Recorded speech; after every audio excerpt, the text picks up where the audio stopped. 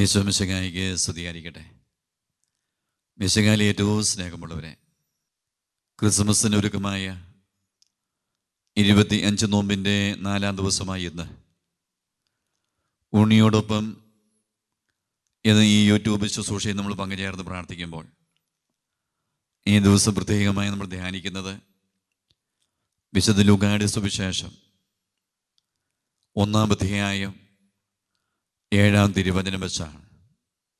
തിരുവചനം ഇപ്രകാരം പറയുന്നു: അവർക്ക് മക്കൾ ഉണ്ടായിരുന്നില്ല. എലിസബത്ത് വന്ധ്യയായിരുന്നു. ഇരുവരും പ്രായം കവിഞ്ഞവരുമായിരുന്നു. പ്രിയമുള്ള ലോകദൃഷ്ടിയിൽ വാർദ്ധക്യം വന്നവർ, മക്കളില്ലാത്തവർ, കുറവുകളുള്ളവർ, ഇനി ഒരിക്കലും മക്കളുണ്ടാകില്ല എന്ന് ലോകം ചിന്തിക്കുന്ന കാലഘട്ടം. ഈ നോമ്പിൻ്റെ 4-ാം ദിവസമായി ഇന്ന് ഈ ശുശ്രൂഷയിലായിരിക്കുമ്പോൾ നമുക്കും ആഗ്രഹിച്ച് പ്രത്യേകമായി പ്രാർത്ഥിക്കാൻ സാധിക്കണം. നമ്മുടെ വ്യക്തിപരമായ ജീവിത മേഖലയിൽ അസാധ്യമെന്ന് തോന്നുന്ന കാലഘട്ടം, ഇനി ജീവിതത്തിൽ ഇതൊന്നും ലഭിക്കില്ല എന്ന് തോന്നുന്ന കാലഘട്ടം, അങ്ങനെയുള്ള സംശയത്തിനെയും അവിശ്വാസത്തിനെയും കാലഘട്ടം നമ്മുടെ ജീവിതത്തിൽ കടന്നു വരുമ്പോൾ ഈ സക്രിയ എലിസബത്ത് ദമ്പതികളെ നമുക്ക് സ്മരിക്കാം. സക്രിയ എലിസബത്ത് ദമ്പതികളുടെ കുറവിനെയാണ് ദൈവത്തിൻ്റെ വചനം അവിടെ കാണിക്കുക. ദാമ്പത്യ ജീവിതത്തിൽ മക്കളുണ്ടാകേണ്ടതാണ്, എന്നാൽ മക്കളുണ്ടായില്ല. എലിസബത്തിനെ കുറിച്ച് വചനം പറയുക വന്ധ്യയായിരുന്നു, വലിയ കുറവുകൾ. അത് കഴിഞ്ഞ് വചനം പറയുക ഇരുവരും പ്രായം കവിഞ്ഞവരുമായിരുന്നു. അങ്ങനെ നിരവധിയായ കുറവുകളുള്ള സക്രിയ എലിസബത്ത് ദമ്പതികളിലേക്ക് ദൈവമായ കർത്താവ് കടന്നു വരുന്നത് നമുക്ക് കാണാൻ സാധിക്കും. പിതാവായ ദൈവം അവരെ അനുഗ്രഹിക്കുന്നത് കാണാൻ സാധിക്കും. കർത്താവായ ഈശോയ്ക്ക് വഴിയൊരുക്കാൻ വേണ്ടി സ്നാപയോഗ്യനാനെ ഒരു മകനായി ഈ സക്രിയ എലിസബത്ത് ദമ്പതികൾക്ക് ദൈവമായ കർത്താവ് നൽകുന്നത് നമുക്ക് കാണാൻ സാധിക്കും. ആകയാൽ പ്രിയമുള്ളവരെ, ഉണ്ണിയോടൊപ്പം എന്ന ഈ ശുശ്രൂഷയിൽ നമ്മൾ പങ്കുചേർത്ത് പ്രാർത്ഥിക്കുമ്പോൾ നമ്മുടെ ജീവിതത്തിൻ്റെ കുറവുകൾ എന്തുമാകട്ടെ, ഈ കുറവുകളെ പുൽക്കൂട്ടി പറഞ്ഞ ഉണ്ണീശോ നികത്തി തരുമെന്ന്, ഈ ദൈവം അത് സാധിച്ചു തരുമെന്ന്, ആ കുറവുകളെല്ലാം ഒരു അനുഗ്രഹമായി ദൈവം മാറ്റുമെന്ന് എനിക്ക് നിങ്ങൾക്ക് വിശ്വസിക്കാൻ സാധിക്കണം. ആകയാൽ ഈ ദിവസത്തെ ശുശ്രൂഷയിൽ, പ്രത്യേകിച്ച് ദീപികാരനെ ആരാധനയിൽ, പ്രിയമുള്ളവരെ, നമ്മുടേതായ കുറവുകൾ ഇതെല്ലാം നമുക്ക് സമർപ്പിച്ച് പ്രാർത്ഥിക്കാം.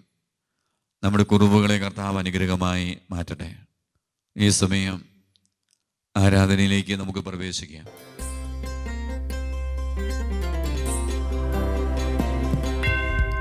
ആരാധന ആരാധന യേശുവേ ആരാധന.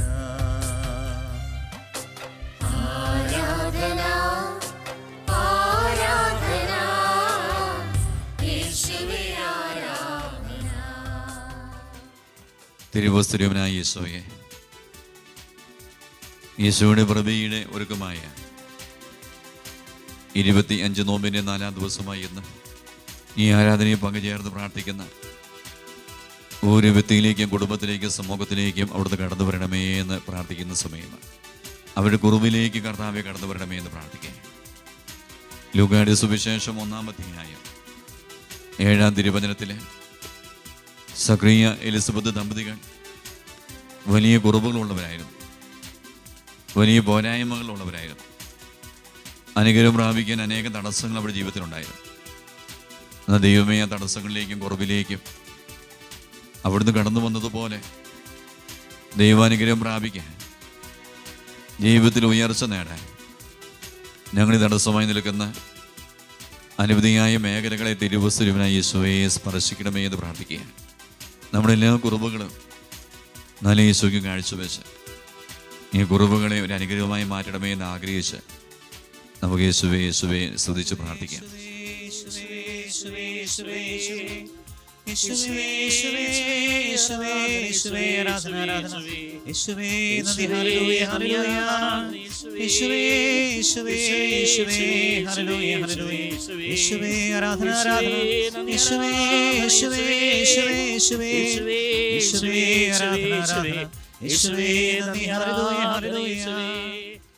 ഈ സമയം തിരുവസ്തുരനായി ഈശോ തരുന്ന ആശീർവാദം നമുക്ക് സ്വീകരിക്കാം. നമ്മുടെ എല്ലാ നിയോഗങ്ങളെയും നമുക്ക് കാഴ്ചവെക്കാം.